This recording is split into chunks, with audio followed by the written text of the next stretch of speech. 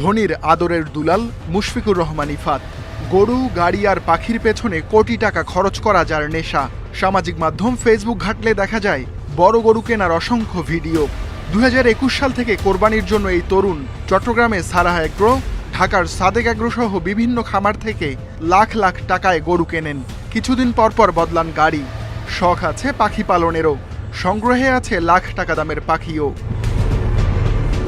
এবারের ঈদেও সাদেক এগ্রো থেকে 12 লাখ টাকা দামের খাসি সহ গরু অর্ডার করেন ইফাত। খাসির ভিডিও ছড়িয়ে পড়লে ভাইরাল হন তিনি। প্রশ্ন ওঠে ইফাতের বাবার আয়ের উৎস নিয়ে। ঝড় ওঠে বিভিন্ন মহলে। খবর প্রচার হয় রাজস্ব বোর্ডের কর্মকর্তা মতিউর রহমানের ছেলে ইফাত। তবে এ নিয়ে ধোঁয়াশা চলে 2 দিন।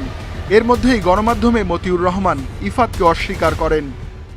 আমাদের পুরো ফ্যামিলি মর্মাহত, কারণ আমরা এই নামে কাউকে চিনি না এবং জানিও না। এবং আমি এই বিষয়টা দেখার পরে আমি নিজেই অবাক হয়েছি যে আমার তো এক ছেলে এক মেয়ে। আমার ছেলের নাম আহমেদ তৌফিকুর রহমান অর্ণব। তবে সামাজিক যোগাযোগ মাধ্যমে মতিউরের সঙ্গে ইফাতের অনেক ছবি ছড়িয়ে পড়ে। মতিউরের স্বীকৃত সন্তানদের সঙ্গে ইফাতের যোগাযোগের প্রমাণও মেলে। ইফাতের নিকটাত্মীয়রা নিশ্চিত করেন ইফাত মতিউর রহমানেরই সন্তান। মতিউর একাধিক বিয়ে করেছেন। মতিউর রহমান সাহেবের এনবিআর এর মেম্বার, ওনার ছেলে। এটা রাগ করি বলছে আর কি, বুঝছেন? এত কিছু নিয়ে কথা হচ্ছে, আমার মনে হচ্ছে আর কি এটা, আমি তো শিওর না, ওনার সাথে আমার কথা হয়নি, যার কারণে অনুমান করতেছি হয়তোবা ওর সাথে কে বলছে। বিদেশে মতিউর রহমানের অন্য সন্তানের বিলাসী জীবন নিয়েও প্রশ্ন উঠেছে সামাজিক মাধ্যমে।